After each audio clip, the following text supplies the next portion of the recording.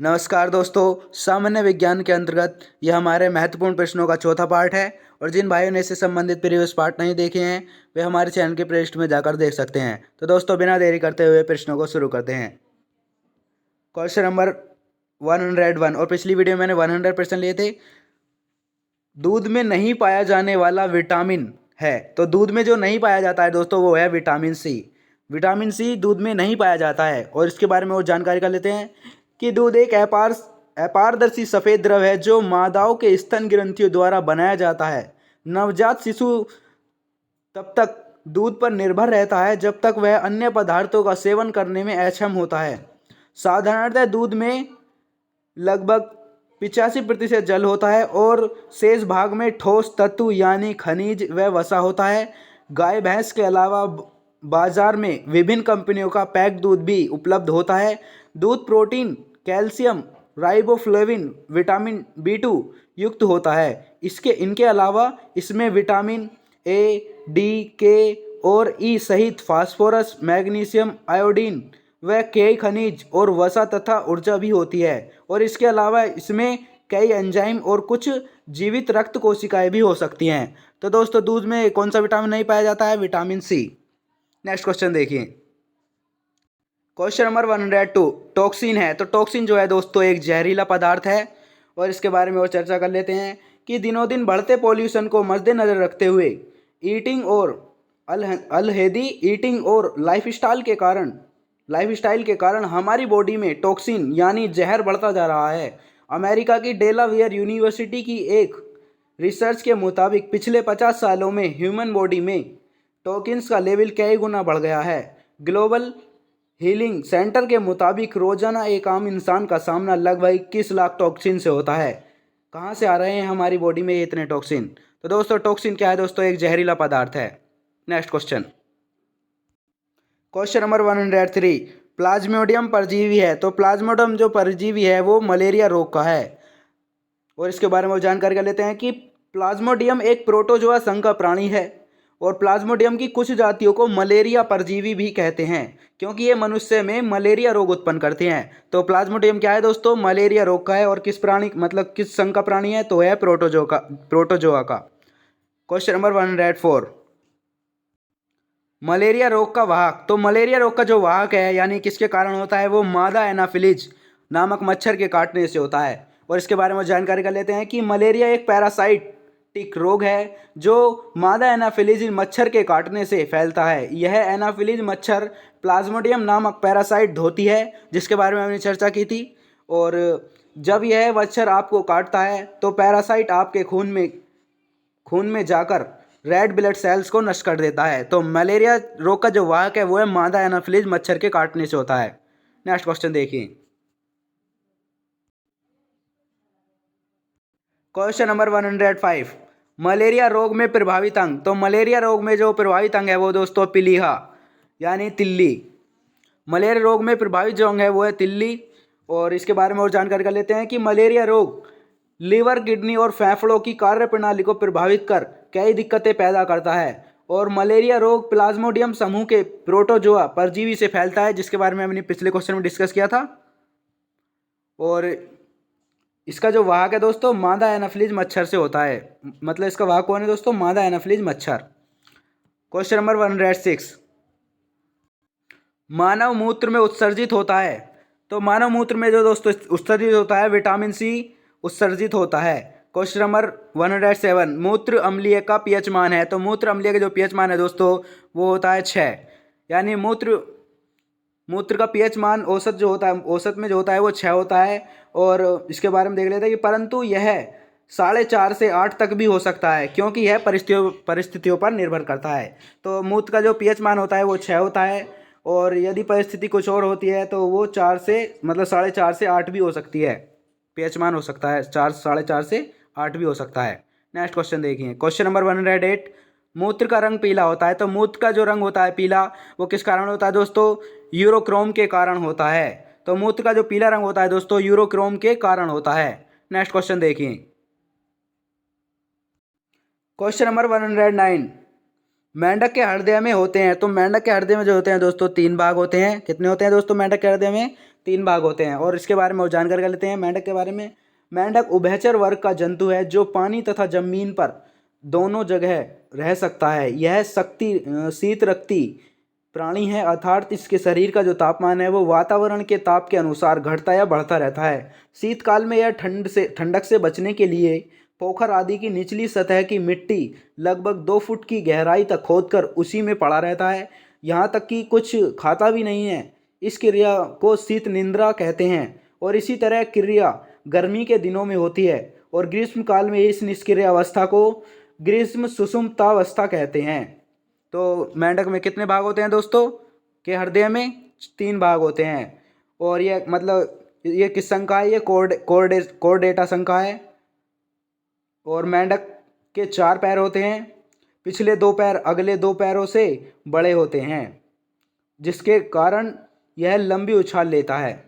तो दोस्तों मेंढक के कितने भाग होते हैं? 3 भाग होते हैं। और इनके मतलब मेंढक के 4 पैर होते हैं, 2 पैर होते हैं, 2 पैर अगले पैर से बड़े होते हैं जिसके कारण यह लंबी उछाल लेता है। क्वेश्चन नंबर 110, मनुष्य के हृदय में कितने प्रकोष्ठ होते हैं? तो मनुष्य के हृदय में जो प्रकोष्ठ होते हैं दोस्तों 4 प्रकोष्ठ होते हैं। मनुष्य का हृदय 4 कोष्ठों का होता है। 2 कोष्ठ ऊपर तथा 2 कोष्ठ नीचे होते हैं। और ऊपर के कोष्ठों को आलिंद तथा नीचे के कोष्ठों को निलय कहते हैं। और इनमें क्या होता है दोस्तों? रक्त पहुँचता है।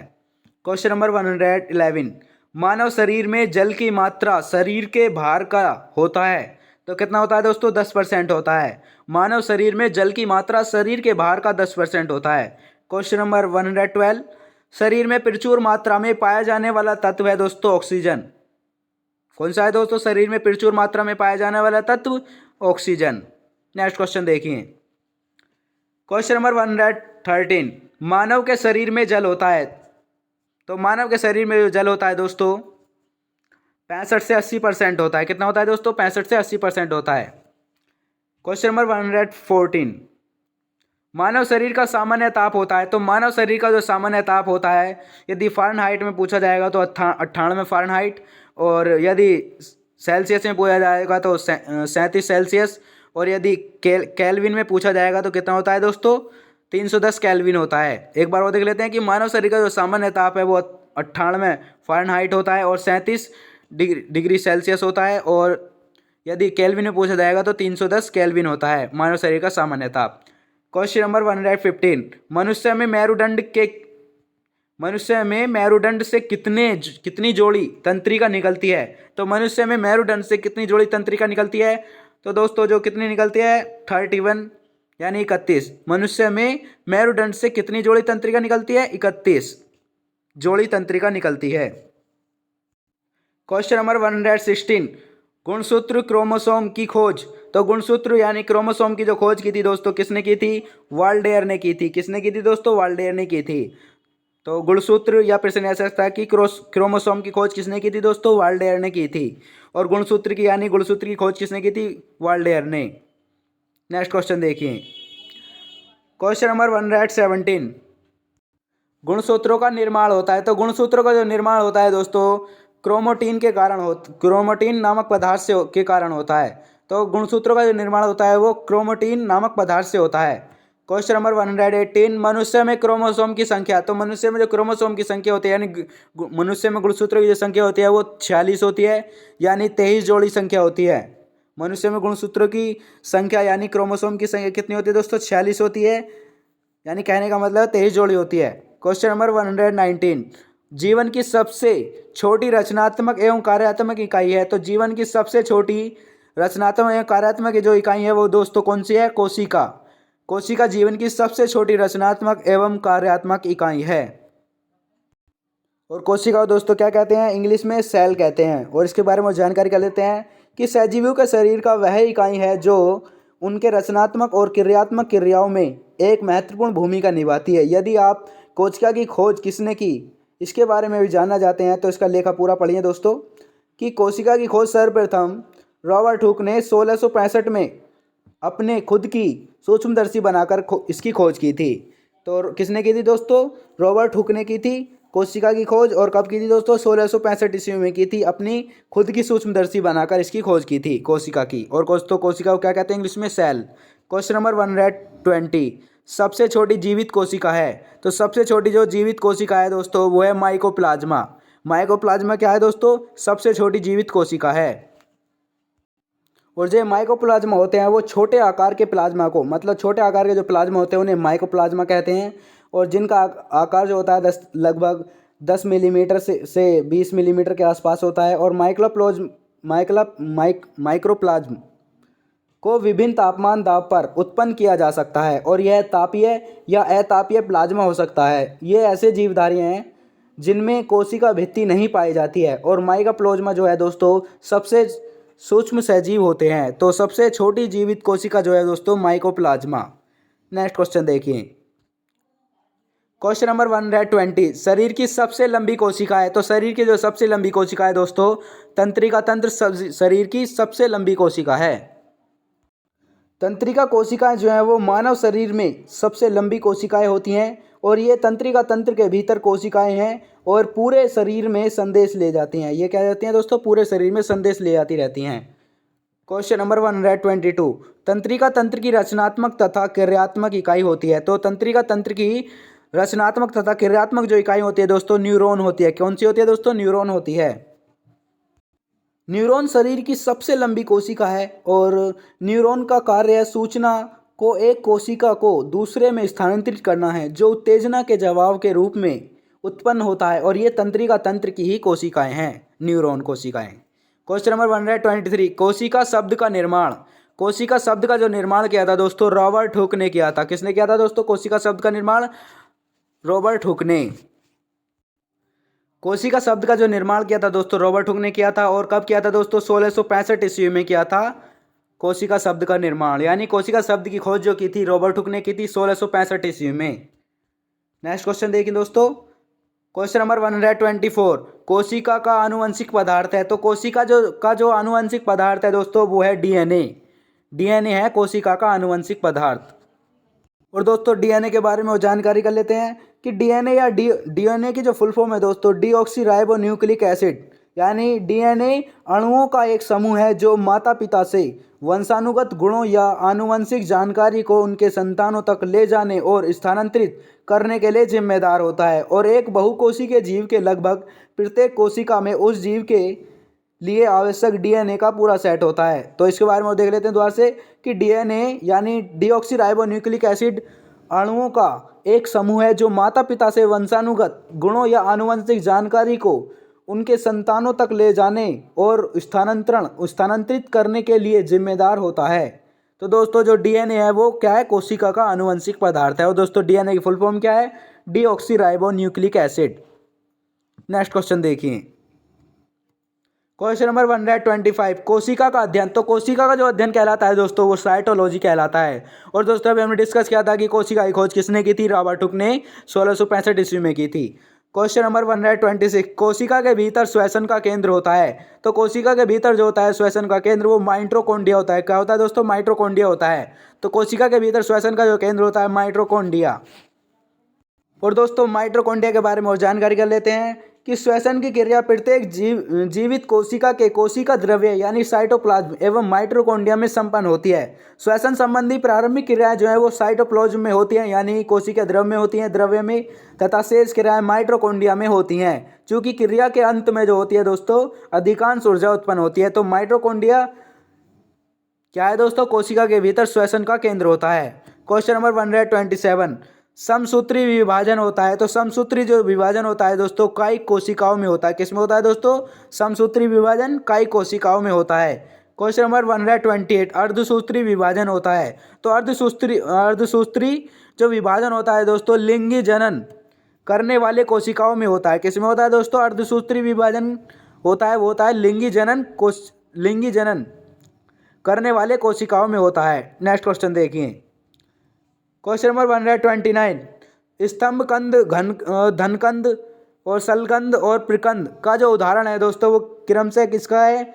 वो है आलू का यानी बंदा केसर, प्याज तथा अदरक एवं हल्दी। तो इस स्तंभकंद, धनकंद, सलगंद तथा प्रकंद का जो उदाहरण है दोस्तों वो आलू, बड़ा केसर, प्याज और अदरक एवं हल्दी। क्वेश्चन नंबर 130, अमरूद, अंगूर, शरीफा तथा टमाटर के खाने योग्य भाग हैं। तो अंगूर, अमरूद, शरीफा तथा टमाटर के खाने योग्य जो भाग है दोस्तों फल भित्ति हैं। कौन से हैं दोस्तों? फल भित्ति भाग हैं। क्वेश्चन नंबर 131, आम, पपीता तथा बेर खाने योग्य भाग हैं। तो आम, पपीता तथा बेर के खाने योग्य जो भाग हैं दोस्तों मध्य फल भित्ति हैं। क्या है दोस्तों? मध्य फल भित्ति। और अमरूद, अंगूर, शरीफा तथा टमाटर के खाने योग्य जो भाग हैं वो है फल भित्ति। और आम, पपीता तथा बेर के खाने के जो योग्य भाग हैं वो है मध्य फल भित्ति। क्वेश्चन नंबर 132, टमाटर में लाल रंग का कारण है। तो टमाटर में जो लाल रंग का कारण है दोस्तों लाइकोपिन के कारण होता है टमाटर का रंग लाल। और दोस्तों लाइकोपिन के बारे में और चर्चा कर लेते हैं कि टमाटर का जो रंग है वो लाइकोपिन के कारण लाल होता है। और टमाटर विश्व में सबसे ज़्यादा प्रयोग होने वाली सब्जी है। इसका पुराना वनस्पतिक जो नाम है दोस्तों वो है लाइकोपोर्सिकान एस्कुलेटम मिल है। और वर्तमान समय में इसे सोलेनम लाइकोपोर्सिकान कहते हैं। और बहुत से लोग तो ऐसे हैं जो बिना टमाटर के खाना बनाने की कल्पना भी नहीं कर सकते। इसकी उत्पत्ति दक्षिण अमेरिकी एंडीज में हुआ। तो इसकी जो उत्पत्ति हुई थी दोस्तों दक्षिण अमेरिकी एंडीज में हुई और मैक्सिको में इसका भोजन के रूप में प्रयोग आरंभ हुआ।